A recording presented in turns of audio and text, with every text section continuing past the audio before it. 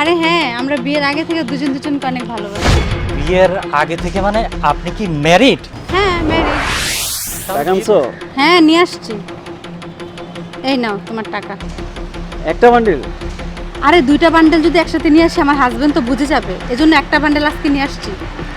আচ্ছা আগামীকালকে দিও তাহলে। হ্যাঁ ঠিক আছে, বাকিগুলা কালকে দিব। ঠিক আছে।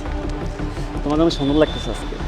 হ্যাঁ, আর ফার্ম দিতে হবে না, তুমি ফার্ম দিচ্ছ। না না সত্যি আমি সুন্দর লাগতেছে। তাই? হুম। এক্সকিউজ মি, আপনাদের সাথে কি একটু কথা বলতে পারি? হ্যাঁ বলেন। আমি অনেক দিন ধরেই ফলো করছি, আপনারা এই পার্কে ঘোরাফেরা করছেন। আপনারা মনে হয় একজন আরেকজনকে খুবই ভালোবাসেন, তাই না? আরে হ্যাঁ, আমরা বিয়ের আগে থেকে দুজন দুজনকে অনেক ভালোবাসি। বিয়ের আগে থেকে মানে আপনি কি ম্যারিড? হ্যাঁ, ম্যারিড। তাহলে বিয়ে করেছেন কেন? আরে বিয়েটা তো আমি করতে চাইনি, আমার ফ্যামিলি জোর করে আমাকে বিয়ে দিয়েছে, আর ওই লোকটাকে আমি ভালোবাসতে পারি না এই জন্য। আপনি কি ছোট বাচ্চা যে আপনার ফ্যামিলি আপনাকে জোর করে বিয়ে দিয়েছে?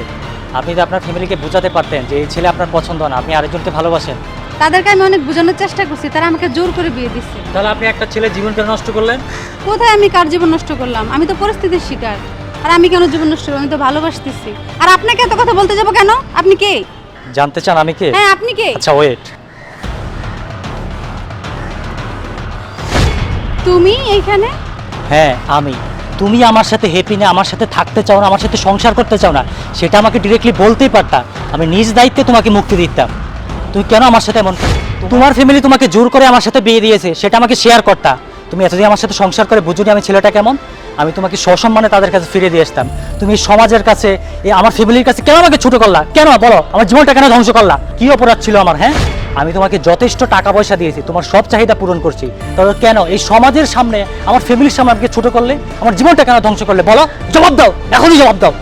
আমি তোমার জীবন নষ্ট করিনি, সেটা আমার ফ্যামিলির সাথে তুমি বোঝাপড়া করো, আমার সাথে না। আর আমি কি করতাম? আমার কি করার ছিল? আমি পরিস্থিতির শিকার। ও তাই? তুমি পরিস্থিতির শিকার, তাই না?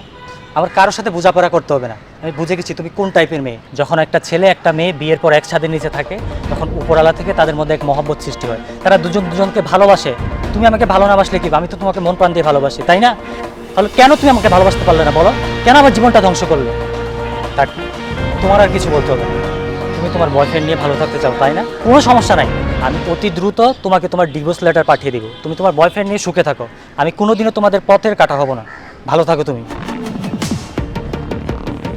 আচ্ছা শুনো, যাক ভালোই হয়েছে, আপদটা বিদায় হয়েছে। এখন তোমার আর আমার পথের কোনো কাটা নেই। চলো আমরা কাজে অফিসে যাই। কাজে অফিসে যায় মানে? হ্যাঁ, আজকে আমরা বিয়ে করব। বিয়ে করবো মানে? কি বলো, তুমি আমাকে ভালোবাসো না? হ্যাঁ ভালোবাসতাম। তোমার জামাই ছিল, তোমার টাকা ছিল, তাই ভালোবাসতাম। এখন তোমার জামাই নাই, তোমার টাকা নাই, ভালোবাসি না। তার মানে তুমি এতদিন আমাকে ইউজ করছো? হ্যাঁ ইউজ করতাম, টাকার জন্য ইউজ করতাম। আরে তুমি একটা ম্যারিড, আমি আনম্যারিড, সমাজ মানবে? আমার ফ্যামিলি মানবে? তখন এটা মনে ছিল না তোমার? আমার টাকার প্রয়োজন ছিল, থাকো তুমি। হ্যাঁ হ্যাঁ, আমি কি করলাম? আমি দুই নৌকা পা দিয়ে আমার এত সহজ সরল স্বামীটার আমি হারাইলাম।